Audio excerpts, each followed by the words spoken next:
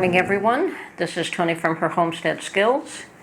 First of all, I want to say that my prayers go out to the folks out in Mississippi who have been affected by the tornadoes that have touched down there recently. I do keep an eye on these things, and yes, the devastation is pretty horrific. It seems as though there's always one tragedy after another that poor country seems to face, whether it's in one state or another. So yeah, my heart goes out to you, and my prayers. Just like recently we've heard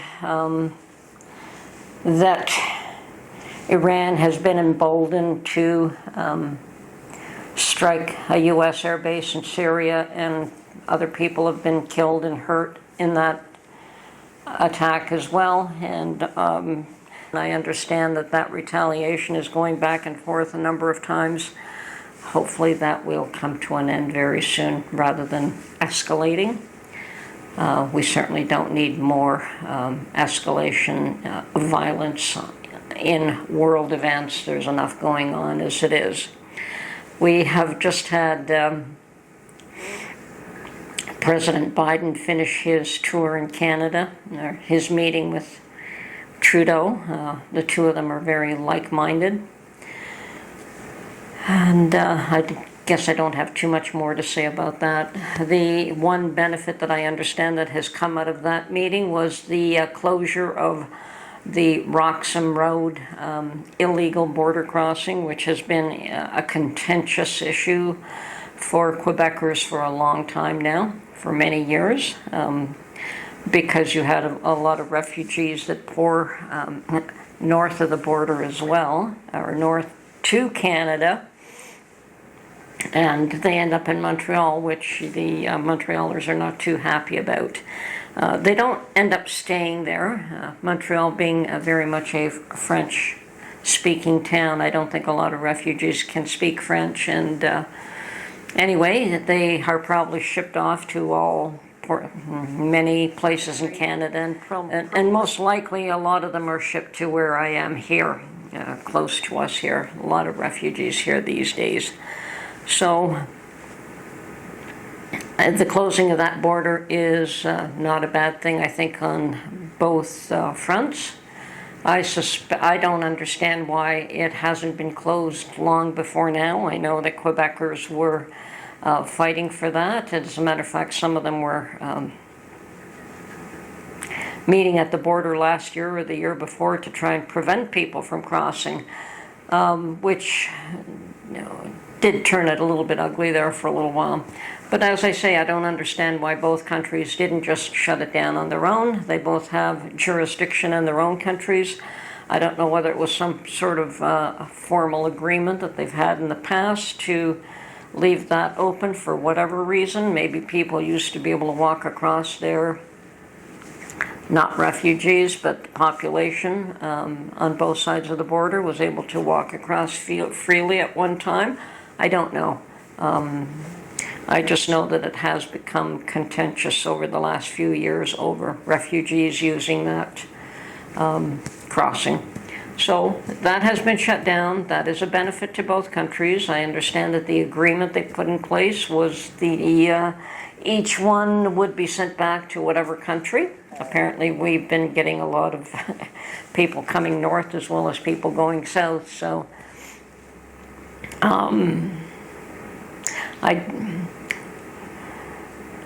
I can understand why people would want to go south.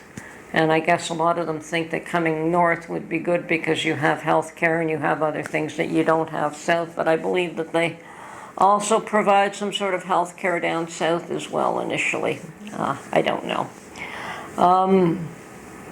Anyway, enough of the issues affecting the world. That's going to continue to happen. I hope that you're all sort of keeping an eye on it without allowing it to weigh heavily on you, because these things can weigh heavily on you. There's so much going on all the time, so many changes, so many things that we object to. Yes, the world is changing, and there's no doubt about that. It's going through serious upheavals and transition, and alliances are forming and alliances are breaking, and there's just so much going on, it's hard to keep up with, and a lot of violence and a lot of ugliness, and that is probably going to continue for quite a while.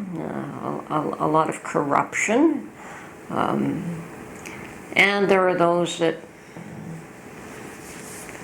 try to do right by others as well.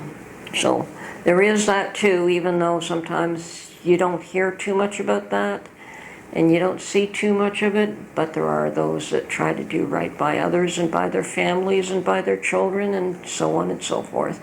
And there are those that do respect their parents. There's always some of those as well. So let's just increase in the good. And with all the turmoil in the world, I don't recommend that you ignore it, but I also don't recommend that you allow it to weigh heavily on you, because it can weigh heavily. If you are of the mindset that you are anxious with all these events that are going on all the time, whether the formation of a world currency, or China trying to get dominance in the world, or China dumping really bad product on us here. The most recent one I heard of was Chinese drywall that was put in homes 8 years ago or so, that's causing problems. And it seems to be that we do get a lot of that. I do try to avoid Chinese products where and when I can. You can't always. I especially try to avoid it in foods. But as I say, you can't always avoid it. So you minimize it to the best of your ability. Now, I've got nothing against the Chinese people. It's not the population that's the issue. It is the issue. It's the governance. And governance around the world seems to be what is causing all the problems everywhere. Even though we feel that our system of things is best here, the freedoms that we rely on here are best. Anyway, today I wanted to, as I say, not dwell on the ugliness that goes on. I'm going to touch on my planting. I did plant some of my potatoes in little cups, and I was hoping to get out today to buy some larger pots to put them in, but it's raining, it's miserable, and I don't really feel like going out in that. So that's going to have to wait another day or two. My bell peppers are starting to germinate. Now, they're not the ones I put in the pot. I had put some in soil in one container, and I'm still seeing nothing there. But I also started a second batch that I put between 2 layers of paper towel, and I put in a plastic bag, and 3 or 4 of those have started to germinate. So I'm going to wait till there's quite a bit more. I believe I probably have, I sprinkled all kinds of those seeds, so I have lots of them there. And I'm going to wait till I have, probably a good 10 or 20 germinating before I pull them out and pot them up. Now, they still are tiny. It's just the beginnings of germination, but I do see it, and I see 2 of them are quite well exposed, whereas some others are just starting to see a little tail on the end of it, so it's just starting. But I am pleased with that. It seems to be a method that is working. Now, the ones in the soil could be germinating as well, only you can't see it. So I'm really beginning to like the idea of germinating things between paper towels in plastic bags for a number of reasons. One of them being is that you're not wasting little pots in soil for things that aren't going to succeed. Number 2 is that you know that something has germinated before you put it in the pot. It may be extra work, but I don't think it really is, because just sprinkling some seeds and then spraying it with water and putting it in a plastic bag is not like it's a whole lot of work. But that does work better with the larger seeds, and anything smaller than peppers I probably wouldn't want to use. I did start the calendula like that too. They're doing well. My watermelons are a good 4 inches, they need to be repotted. Tomatoes are doing awesome. Okay, and now my bell peppers are doing good. My hot peppers are awesome. I started those, and for some reason those germinated very quickly, so perhaps hot peppers are a little different than bell peppers. What else? Oh, sweet potato. Sweet potato slips. Now, I'm going to show you what I do with sweet potato slips. They are forming, and the ones that are below water are developing roots as well. And what I normally do is I just tear them off, whether they form roots or not, but when they are a good 4 inches tall, when the little vines, the little slips are about 4 inches tall, I pull them off the potato and I put them in a container with water. If they don't have roots, they will form roots then. The ones that have roots, I also put in the container of water. And what happens is that the sweet potato continues to produce slips. Now, I have heard people say, oh, they only produce X amount. No, they will continue. If you pull them off that potato, they will continue to produce slips for the next month or two. So it really depends on how many slips you want. And I always get more than what I need from one potato. My dilemma is length of growing time for those items. I know sweet potatoes require a long growing season, so I'm going to try and plant them as soon as I can. They'll probably be one of the first things I put into the garden, just to give it as much time to grow as possible. Hopefully I'll get a good harvest this year. I expect that my potatoes are going to do well, and although people have suggested that I just tear off the growth from the potatoes, my dilemma is that the potatoes have shriveled up really small. They've grown this big long shoot or root or whatever it is you call it, and the potato has expended all its energy in sprouting. So if I were to tear that off, that potato probably does not have enough energy to produce another sprout. So I was reluctant to do that. They were the small ones to begin with. I don't think that any of them were very large potatoes that I saved for seed potato. Next year I will try something different again, or try to put them in a cooler spot. Somebody suggested a cooler. A cooler would keep it a little bit colder. Either that, or I don't think putting it in a cooler and putting it outside that they would survive here. It would still be like the cooler will not keep them warm enough against the cold temperatures that we have here in the winter. So I have to try to devise a method that will keep them a little bit cooler than what I have been getting, but not so cold that they just rot, because that's what will happen in this weather. I can't keep it in the ground. I cannot keep potatoes in the ground here. There'll be nothing left of them.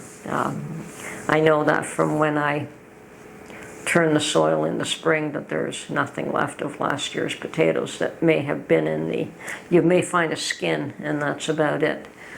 So you know that it has deteriorated, but no potatoes will survive minus 30, minus 40 degree weather here that we do get. You know, the freeze and the thaw and the freeze and the thaw, we get a lot of that here. So it's not as though, I mean, it can go to minus 40, not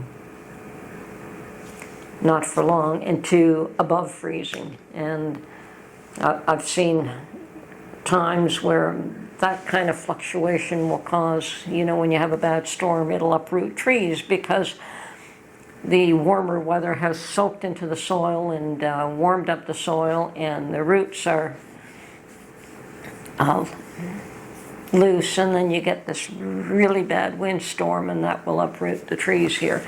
So we do get that without getting into tornadoes and hurricanes and things like that. We do get those here, but very little. So it's not that they don't happen, but it's just not common. So, but we do get the weather changes, and we do get hot, humid summers, great growing summers, and we get very cold winters. So, unfortunately, the growing season is from probably end of May to September, October. Should be long enough to grow sweet potatoes, but we'll see. We'll try again. Okay, I understand that lots of things going on. Keep prepping, folks. Don't let it get you down. Don't let all the bad news weigh you down. But don't let it scare you, and don't let it stop you from doing what you know you have to do. There are certain things in this world that you cannot control, most of it. Most of the time we're just like a leaf that is picked up in the wind and blown around, and we're tossed here and there, and we have to accept where we land, move forward, do the best we can with the circumstances that we've been provided. We may have landed in a better place than what we were before, or it may have been devastating to us. But that is the reality of what we all face sooner or later. Change comes, devastation comes, heartbreak comes, and good things come. It's not always all bad. Learn to find the joy in wherever you can, because there's going to be hard times ahead. There will definitely be hard times ahead. The issue is how hard, how long will it last, and when will the really ugly stuff hit? Because it will hit. Whether it is in our lifetime or our children's lifetime, the world is just going through too much turmoil, too much change, and until there is some sort of agreement between everyone on how to live in this world together. So anyway, folks, I've done enough chatting for today. Hope you're all well. Stay healthy, happy, garden, stock up,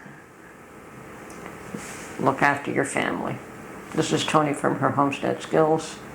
Hope you enjoyed this video, and we will catch you in the next one. Bye for now.